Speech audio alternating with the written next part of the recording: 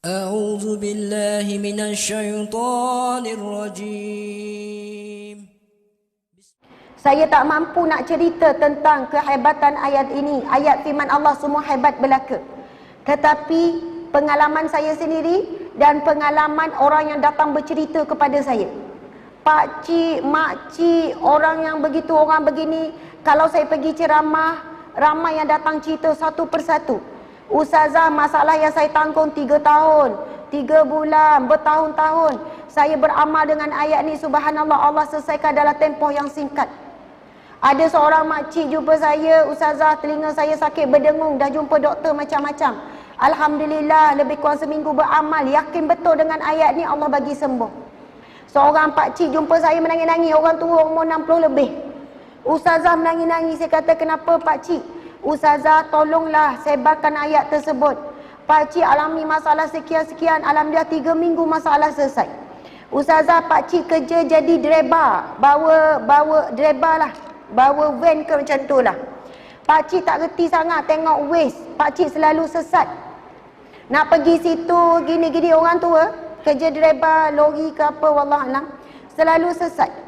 Tetapi pakcik hari-hari pagi-pagi pakcik akan baca doa tu. Wa ufawwidu amri ilallah, daku menyerahkan urusanku kepada Allah. Innallaha basirun bil ibad, sesungguhnya Allah Maha melihat keadaan hamba-Nya. Setiap kali pakcik sekarang ni sesat je ustazah, wallahualam, entah datang dari mana, ada je orang datang tunjuk jalan. Pakcik berhenti tepi jalan, adalah motor. Pakcik nak pergi mana, nak pergi sini, amai saya tunjuk, pakcik ikut je. Segala urusan hidup pakcik hari demi hari dipermudahkan Allah. Rupanya hidup pakcik selama ni susah sebab pakcik kurang bergantung kepada Allah. Pakcik rasa pakcik boleh uruskan hidup pakcik sendiri, lalu Allah membiarkan hidup pakcik. Kita sangat terhad sebenarnya. Saya pernah ceramah di Petronas Terengganu. Ada seorang hamba Allah lelaki datang. Ustazah, saya nak juga cerita pada ustazah. Saya dah hampir letak jawatan berhenti kerja. Sebab apa? Saya ada penyakit tekanan mental, iaitu anxiety, depression. Saya nak tinggalkan keluarga saya, anak isteri saya semua saya nak tinggalkan. Saya tak boleh jumpa manusia, saya tak boleh jumpa orang, saya hilang keyakinan diri, ketakutan yang melampau. Saya rasa saya nak menyendiri. Saya dah pergi jumpa pakar sakit jiwa. Saya jumpa ustaz itu, ustaz ni, saya makan ubat untuk tekanan mental dan sebagainya. Walaupun orang kata anxiety ataupun depression bukan tidak terlibat tentang iman. Ini hari ni orang kata tak terlibat dengan keimanan. Ia adalah semata-mata penyakit jiwa. Perasa atau tidak, pernyataan ini cuba memisahkan. Pisahkan daripada roh ataupun rohani. Masya Allah. Yang cik ni cakap, ustazah, alhamdulillah, saya hari tu Allah izinkan dengar ceramah ustazah tentang ayat surah Ghafir ayat 44. Wa ufawwidu amri ilallah innallaha basirun bil ibad. Saya ulang-ulang ayat tersebut. Sebelum itu ada orang kata, ulang istighfar 1000 kali. Saya istighfar ustazah, saya selawat dan sebagainya. Tapi kenapa tak beri kesan, baru saya faham. Sebab saya selawat, saya istighfar tanpa saya yakin betul-betul kepada Allah Subhanahu Wa Taala.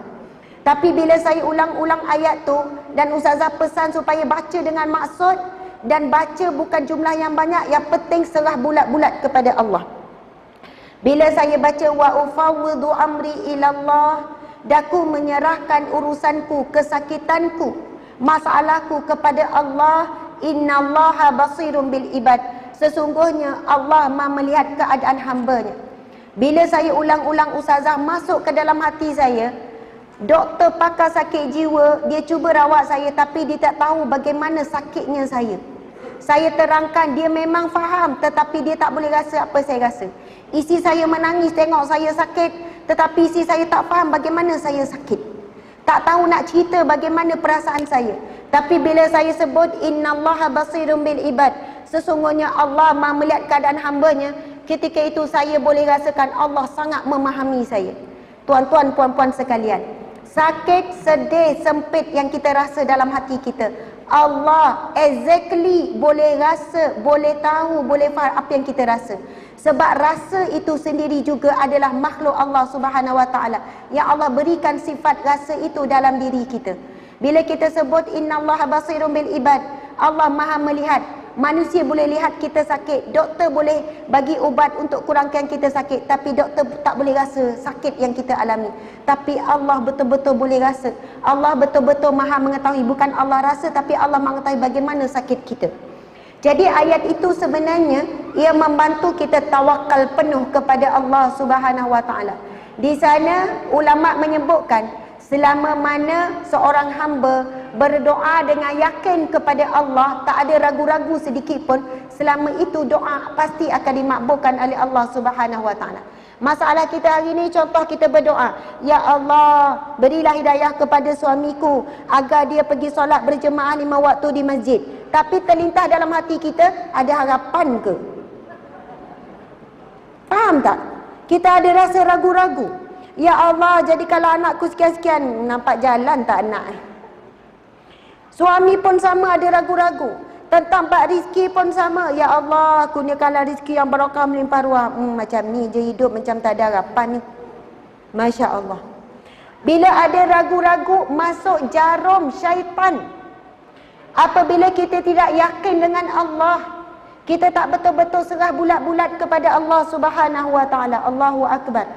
Dan kalau kita perhatikan hadis Nabi, golongan yang masuk syurga tanpa dihisap, tanpa diazab, ada 4 ciri.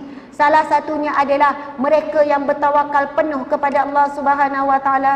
Jadi insya-Allah para muslimin muslimat sekalian, dan insya-Allah selepas ini cubalah beramal dengan surah Ghafir ayat 44. Ada orang cari surah Ghafir ayat 44 tak keluar, sama surahnya surah Al-Mu'min.